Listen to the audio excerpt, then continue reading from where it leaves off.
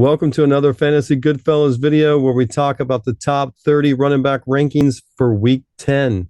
Richard, you ready? Let's do it. The Fantasy Goodfellas. Boom, boom, boom. Rolling on the field.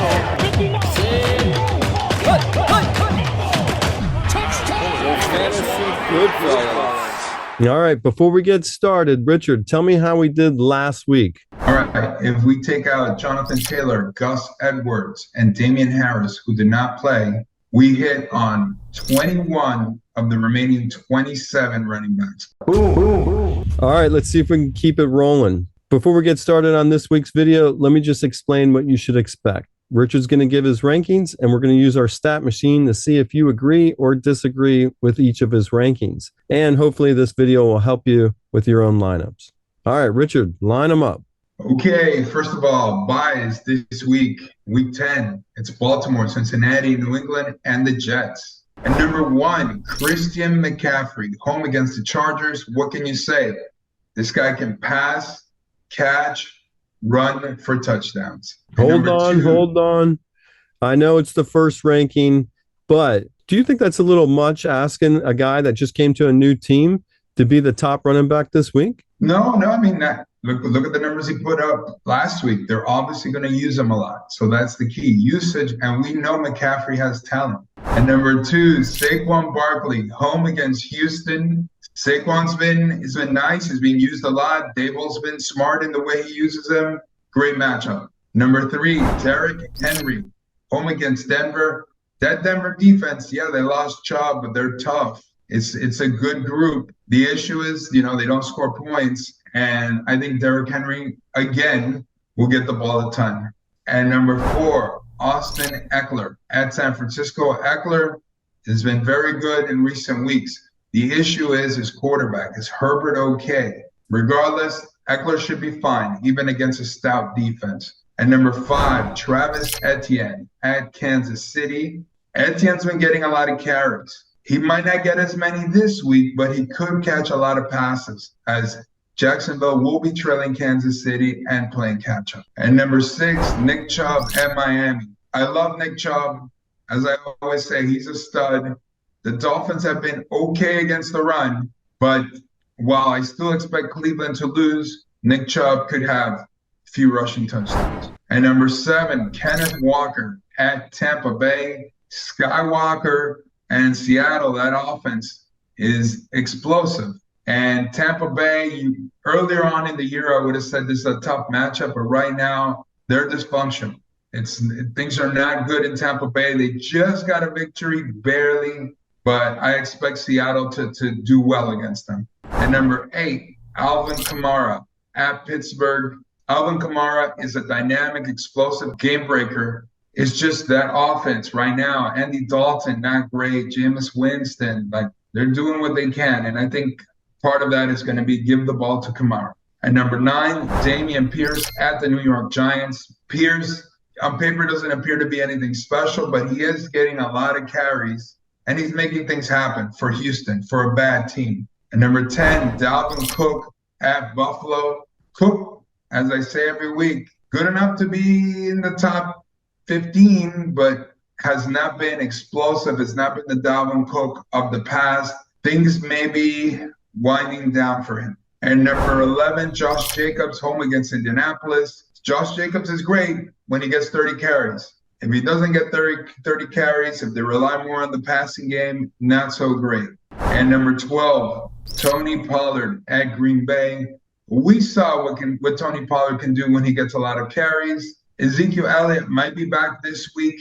If he's not, you can rank him even higher. But if Ezekiel Elliott comes back and they have the timeshare, I still like Pollard because he's explosive. And number 13, Miles Sanders, home against Washington. Miles Sanders, an explosive back on a good offense. Again, the issue here is that Jalen Hurts often vultures goal line touchdowns. And number 14, Leonard Fournette, home against Seattle. Leonard Fournette's fading as the whole Tampa Bay offense is. And Rachaad White is eating into his carries. That's a concern here. That's what we thought early on in the season, but it didn't happen. Fournette was still getting his. but now he's not doing it as much. Tampa Bay is hurting. That offensive line's not good. And number 15, Jonathan Taylor at Las Vegas. Is Jonathan Taylor healthy? Is he not? Was it Frank Reich's doing? I don't know. Are they going to unleash Jonathan Taylor? We will see. And number 16, Aaron Jones, home against Dallas. Aaron Jones, the only reason why he's ranked this low is because we don't know if he's 100%. He was in a walking boot after the last game. They keep saying he's going to play this week. We'll see how many touches he gets. But we know Aaron Jones is as explosive as they come. And number 17, Cordarrelle Patterson at Carolina. He's back. It's a good matchup. He's scored in week 9. The issue here is Allgeier. Allgeier looks good, looks like a stud. And number 18, Jamal Williams at Chicago. The grit back keeps getting touches, and he's in a good offense. And number 19, Raheem Mostert, home against Cleveland. We know that Dolphin offense is explosive, and now they've added Jeff Wilson, so that'll eat up into Raheem Mostert's touches.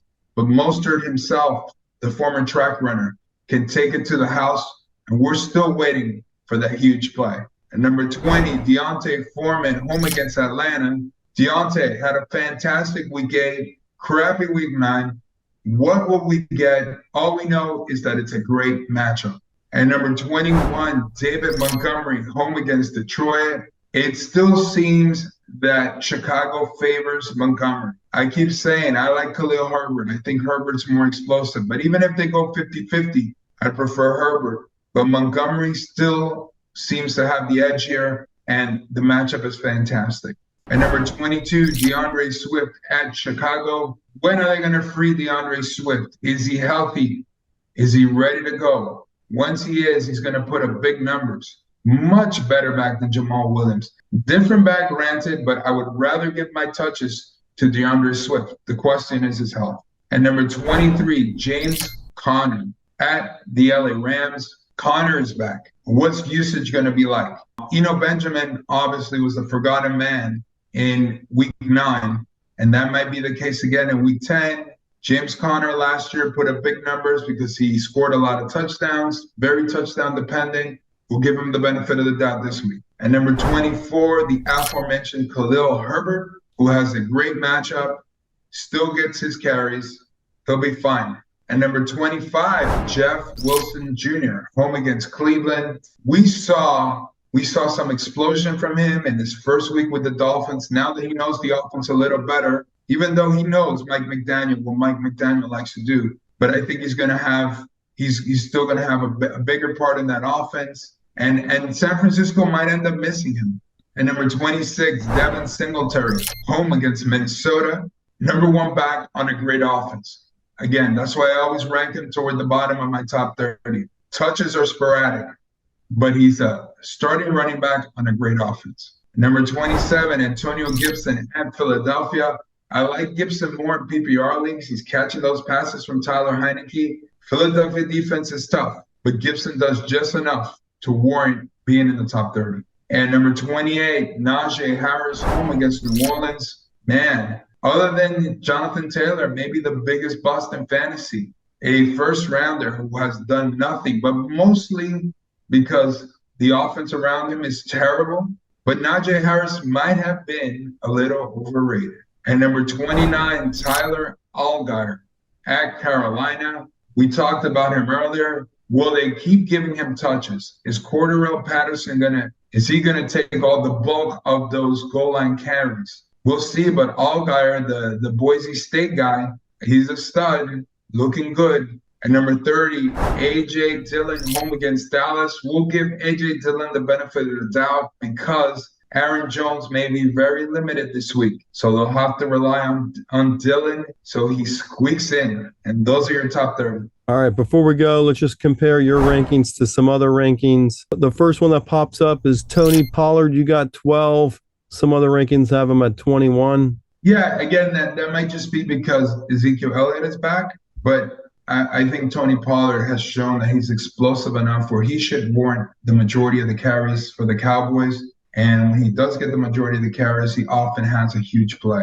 All right, Deontay Foreman, you got 20. Some other rankings. are higher on him at 15. Yeah, I mean, again, the matchup is great, but we just saw what he did recently. Not good. And Carolina, the puzzle, the PJ Walker puzzle may have been solved. Okay, and the last one I want to point out would be you got Jeff Wilson 25. Some other rankings don't even have him here. Yeah, and that's surprising because if you just saw him, he got a decent amount of touches in his very first week with the Dolphins, and he did a lot with them. So I'm surprised here. I think the Dolphins are going to have a good week, the whole offense against Cleveland. All right. Well, thanks for coming on here and sharing your top 30 running back rankings for week 10. Don't forget to like and subscribe. And Richard's always happy to answer some questions in the comment section. Richard, anything you want to add? Good luck in week 10. We started from the bottom. Now we're here. Those fantasy good fellas. Boom, boom, boom. Rolling on the field. Those fantasy good fellas.